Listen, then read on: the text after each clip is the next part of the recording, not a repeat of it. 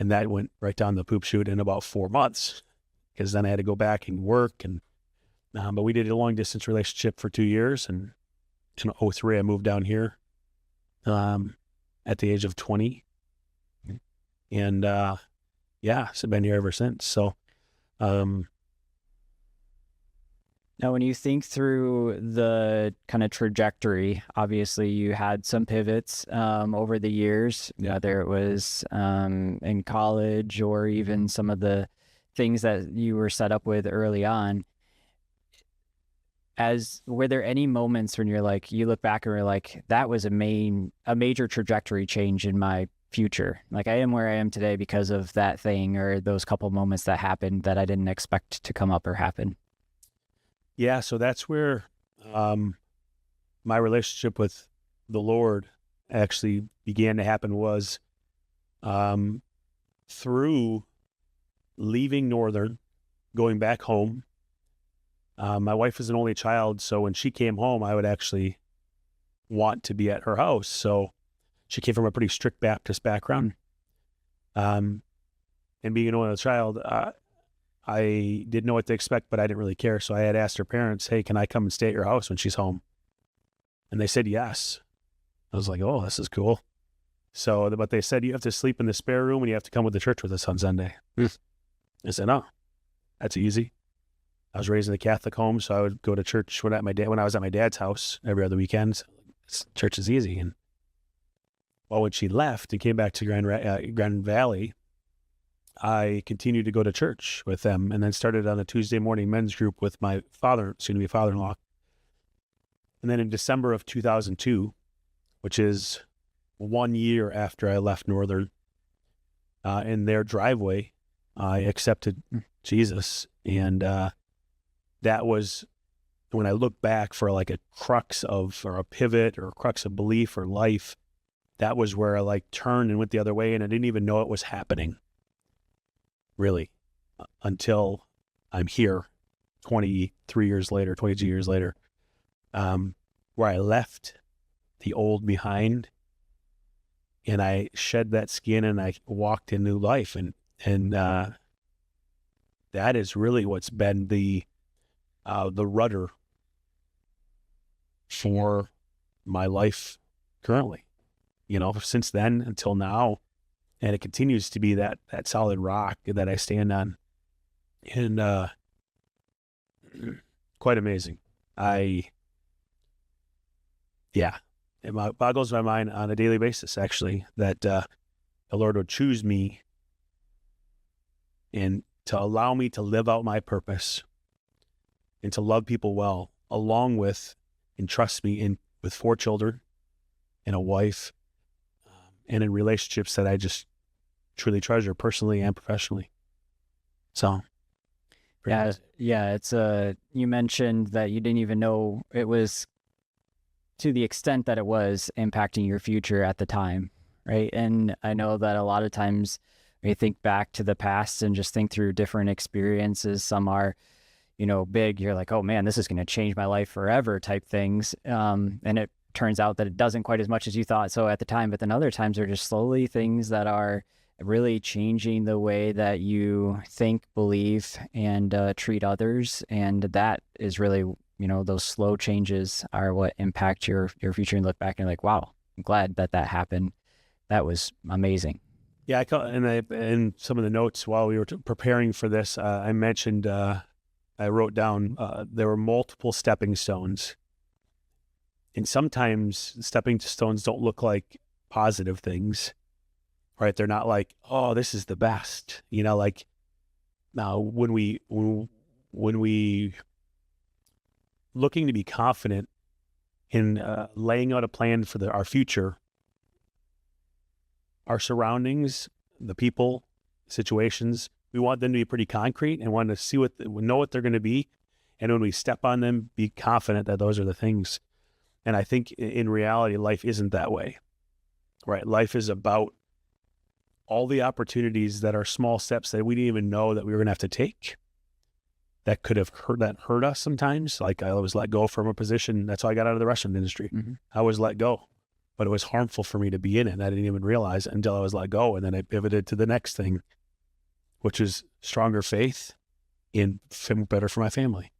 Right. So there's a lot of those things I think that they might seem like curses, but the reality is if we embrace them and we don't come to a conclusion as to what they are until we get past them, at that point we can start evaluating it properly and saying, oh, that thing was actually so good for me. And I, as weird as it sounds, from the world standpoint or people looking at you, it looks really bad, but it is really good. And I'm so thankful it happened.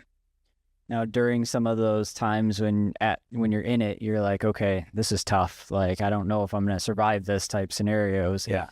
Were there people that you can think back on that, you know, came alongside you or that were mentors or, you know, just partners with you throughout that? Yeah. So I think for me, one constant was my father-in-law. My father-in-law has been far enough away that I can continue to do what I'm supposed to do, but close enough when I need him to be close enough to speak wisdom. And then along the path, I had many leaders in the restaurant industry, in the embroidery industry. Like I had mentioned, I was an operations director in the mortgage industry, or not mortgage, embroidery industry.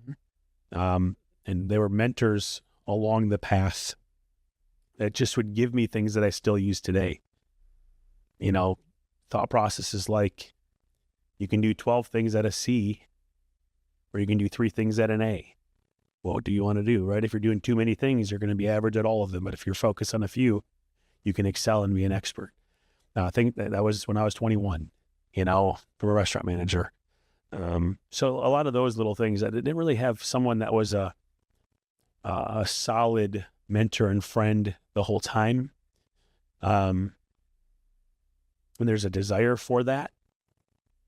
But I did see that the Lord was faithful and provided the person I needed in the right time for the right thing to get me to the next step in my purpose. Mm-hmm.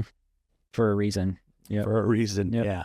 And sometimes you can think back to those scenarios where someone's giving you a piece of advice of, you know, focus on a couple of things, do those really well, you know, versus 12 C's type scenario. Yeah. And you just kind of think back of like, why did they take the time to do that with me, right? Take the time to work through that with me, take the time to, was that, you know, in some scenarios, it's like, well, because they were literally just trying to get me to be good at a job. Right.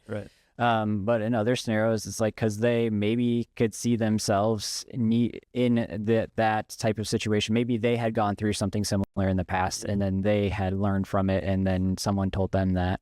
And so they're like, okay, I want to help Ryan in this way. And I want to, you know, support him throughout his journey in those steps. I think I know the answer to some of these, but I'm going to ask, what is your opinion on, as you're getting into these things happening throughout your life, on, hey, were these things that were very intentional, that you were able to put the right pieces in the right places, kind of intentionally to drive this certain outcome, some of it luck, some of it based on, you know, there being a greater intention for the future than what you had in mind at the time, and it just was a plan that you didn't set. Kind of what are some of your thoughts on intentionality, and were these things that you put into place? Yeah, so I think for me, there's been, let me look at my notes really quickly here.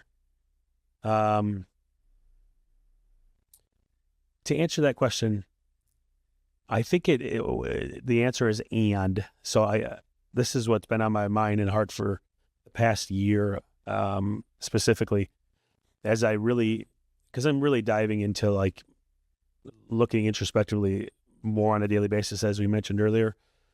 And the Lord, because when I look to do things intentionally, I say, Lord, am I supposed to do this? Or, you know, my prayer time, or am I supposed to do this?